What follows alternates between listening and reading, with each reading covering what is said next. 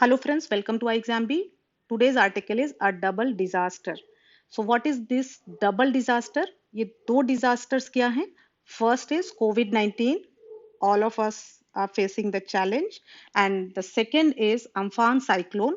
So this article is basically about the Amphan cyclone which hit eastern India and Bangladesh. So before we discuss the article, we'll see some points which are important from general awareness point of view. So the Amphan cyclone hit eastern India and Bangladesh, and in India, two states are affected: Orissa and West Bengal. So who is the Chief Minister of West Bengal? Mamta Banerjee. Who is the Governor of West Bengal? Jagdeep Dhankar. So you must know Odisha's Chief Minister Naveen Patnaik and Odisha's Governor Ganeshi Lal. You must know this. Next is, what was the name of the cyclone? Amphan.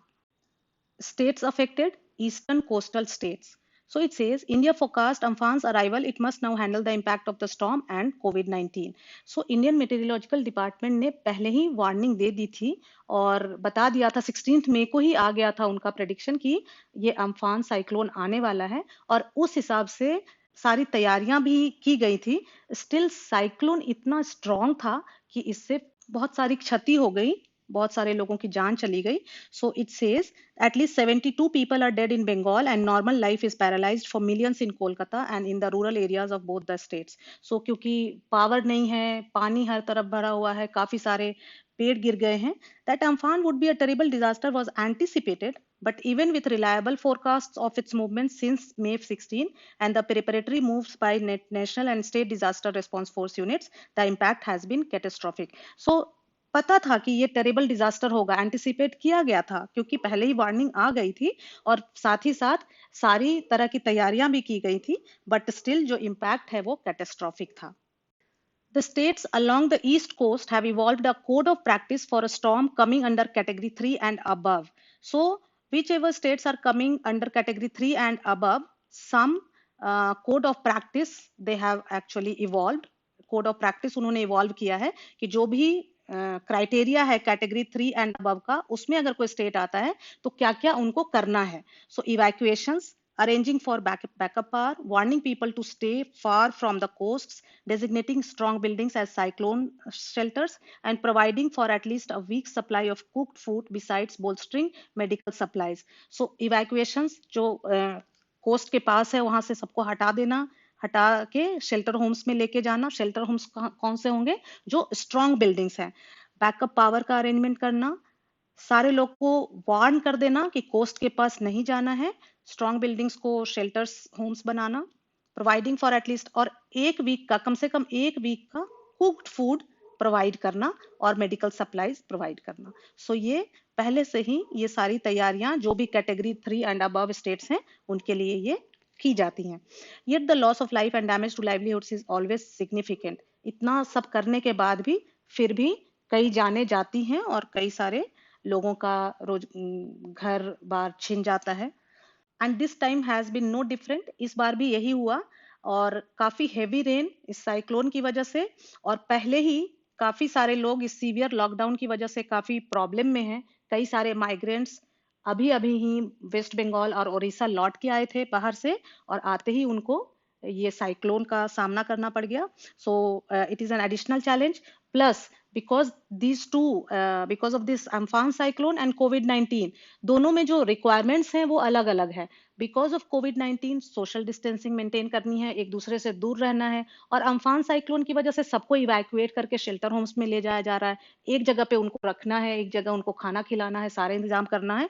तो ये जो contradiction है इन दोनों के जो से बचने के लिए जो मेजर्स लेने का, उसकी वजह से बहुत बड़ा चैलेंज आ रहा है. So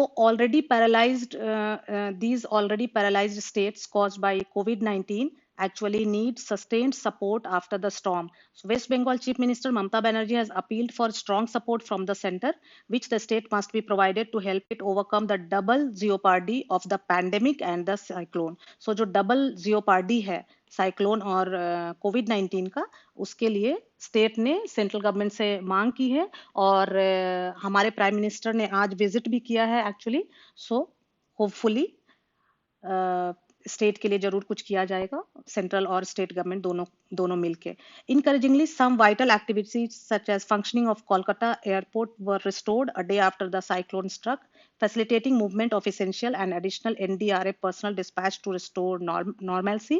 The challenge is to provide prefabricated facilities for safe shelter in outlying areas such as the Sundarbans and use off the shelf solutions such as solar power to mobilize communities.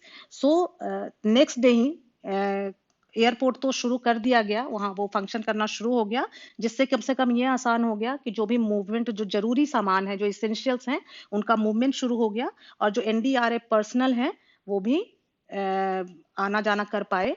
दूसरा, लेकिन ये कहते हैं इसके बावजूद भी जो सबसे बड़ा चैलेंज है वो ये है कि सेफ शेल्टर प्रोवाइड करना लोगों को, उसके लिए प्री फैब्रिकेटेड फैसिलिटीज अगर सुंदरबंस और इन सारे जगह पे हो जाए और solar power to mobilise communities, तो ये सबसे बड़ा चैलेंज है, ये चीजें मुहैया कराना।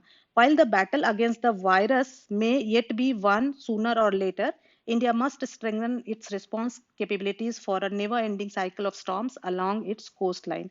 So कहते हैं कि जो वायरस के खिलाफ जो बैटल है, जो लड़ाई है, वो अभी भी yet be won sooner or later, लेकिन जल्द से या थोड़ा देर से वो तो लड़ाई जीती ही जाएगी जब भी कोई वैक्सीन आ जाएगा तो। लेकिन इंडिया को जरूर अपने आप को स्ट्रेंथन करना चाहिए, इतना कैपेबिलिटी बना लेना चाहिए, क्योंकि ये जो never ending cycle of storms है इसके कोस्ट लाइन पे, इससे कम से कम नुकसान हो सके, इसके लिए इसको अपने सिस्टम्स को, कैपेबिलिटीज को स्ट्रॉन्ग करना चाहिए। So today's question is, who is the governor of West Bengal and who is the governor of Odisha. So दोनों स्टेट के गवर्नर के नाम आपको कमेंट सेक्शन में लिखने हैं। सो कुछ स्टूडेंट्स के ये कमेंट आ रहे थे कि हिंदी में होना चाहिए एक्सप्लेनेशन, सो ताकि समझ में आए। So what I have tried कि हिंदी और इंग्लिश दोनों में मैं कोशिश करूं ताकि आपको ये क्लियरली समझ में आ जाए। So thank you friends, thanks for watching.